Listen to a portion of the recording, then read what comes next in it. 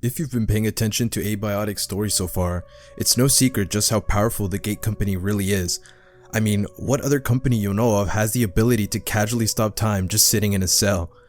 Anyways, you might be asking where our favorite research company gets its endless power from.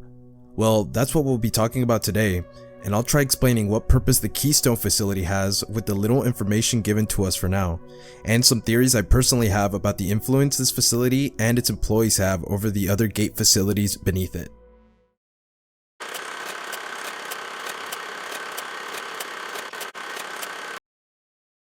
I covered Gate's origins a bit more in depth in my first lore video, which you should go watch if you haven't already, by the way. But regardless, a quick summary. We have Dr. Annette Garrick, Gate's CEO and founder, to thank for its current state as a megacorporation, all while keeping it a secret to the public, mind you. Her past as a lower employee in a different research company before founding Gate has yet to be touched on in more detail as of now, but current Gate most definitely dwarfs however big that company may have been. Garrick first left her original parent company and founded her own research company in 1967, naming it Garrick Advanced Technology Enterprise, or GATE, with a handful of scientists by her side. In present time, Garrick is still not seen in-game outside of a couple of emails in the game's registry between her and her research director Dr. Mance, notably having the handle garrick@keystone.internal.gate. So she is definitely still around, actively calling the shot in some of the most important situations in her company. But if Garrick is still around, where is she? And why haven't we gotten in contact with her or Mance in person at all during the emergency at Cascade? Well, that leads us into the super mysterious sector of Keystone and its looming presence in the background of Abiotic.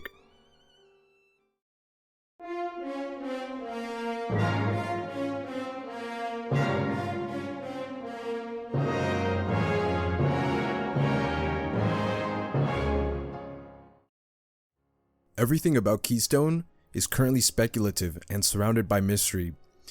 But there are a few things we can derive from the little information the game gives us, and build a pretty good image about how the company as a whole operates, and what we can hope to see in the future when we visit Keystone, if we ever get to. Anyways, as I understand it now, the hierarchy of the company is pretty simple. Every individual sector in every facility, save maybe the security sector, has an appointed specialist or supervisor, with all of them reporting straight to Dr. Mance, the research director. From emails between staff and the way they talk to Mance, we can conclude, by all accounts, Dr. Mance is at the top of the hierarchy of power in the connected research facilities, compounded further by perforations, which Gate undoubtedly has set up in every facility to connect them all for instant travel, allowing Mance to keep an eye on everything and be ever present. Although Keystone employees are also seen visiting the lower facilities, as we can see a dead Keystone employee in a cave at Voussoir. Going up the chain, from what we've seen, this is the crux in the Gate hierarchy, Keystone. Now, this is where most of the speculation begins. For all intents and purposes, we know next to nothing about Keystone, but we can surmise a few key facts and speculate on the rest. Firstly, nobody knows where the Keystone facility actually is, save maybe for Dr. Mance, who visits Garrick personally at some point to discuss the suspicious leaks and information prior to the Gate assault by the Order. Personally, I believe the Keystone facility isn't even on planet Earth, maybe the moon. I'm gonna take some notes from Call of Duty Zombies here, but hear me out. The company was already ludicrously wealthy even prior to perforations, and if I were an uber-rich secret corporation with objects capable of destroying the world, I'd gladly invest putting my headquarters on the moon. Plus, the design director Zag has already made some nods to a moon setting in the Discord as well. Anyways, Keystone is most likely Garrick's place of residency, as well as where her executive council resides and makes decisions.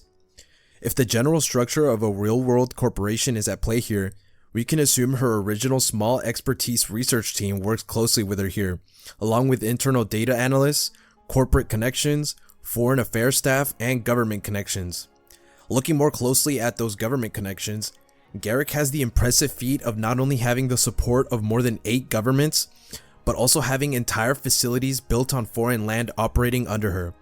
Most notably, her facilities in the Middle East and the couple in Africa, 2 countries notorious for shaky foreign affairs, especially in the 90s.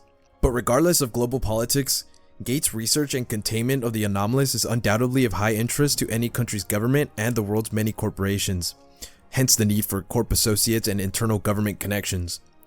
All of these contacts undoubtedly deal with Garrick and her executives exclusively, with limited knowledge of Gate's background internal affairs. My theory is Gate's business model is selling off IS and later on perforation research results with weapon potential to wartime corporations and governments in general. Medical, cosmetic, industrial, and general application research results are then sold off to the highest bidding corporations. Keystone also most likely receives heavy government backing for their work in containing dangerous anomalies. All of this being done under the table, away from the public, and directly through Keystone, funding all further research and facilities. The Keystone facility also has the incredibly important duty of storing all IS, antivirus, and staff records, with analysts constantly monitoring data and communication flowing through the corporation at all times. And this is mostly everything we can gather with current information, but there is another thing Keystone is directly involved in, which we have yet to see more of: their shaky relationship with the enigmatic lot of Gatekeepers.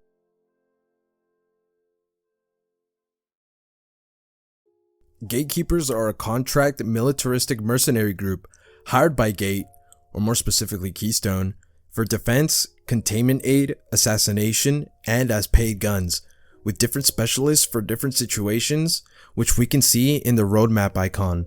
We can see the Gatekeepers in action during the introduction, hauling a Tarask through the induction wing, and they are also deployed to assassinate Marion, the Flat Hill conspiracy theorist who planned to expose Gate during their initial occupation in Flat Hill.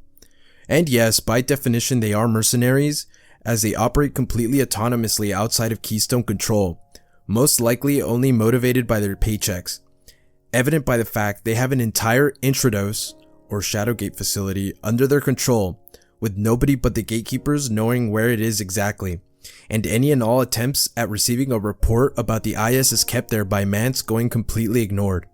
Gatekeeper presence is almost always seen as a negative by mostly all the scientists we talk to as well, noting the Gatekeeper's callous and creepy disposition, with the Gatekeeper response team dispatched to the Cascade facility during the Order's assault in particular, leaving a dozen or so survivors behind after retreating to the reactor sector and sealing the way behind them.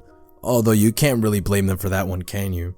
Anyways, that's all there is for now about the higher-ups in Gate and what we know about Keystone. Maybe the reactor sector will throw us a bone with the upcoming Gatekeeper faction, but who really knows? Anyways, I've been Myriad, your professional yapper, and have a good rest of your day or night. Bye bye.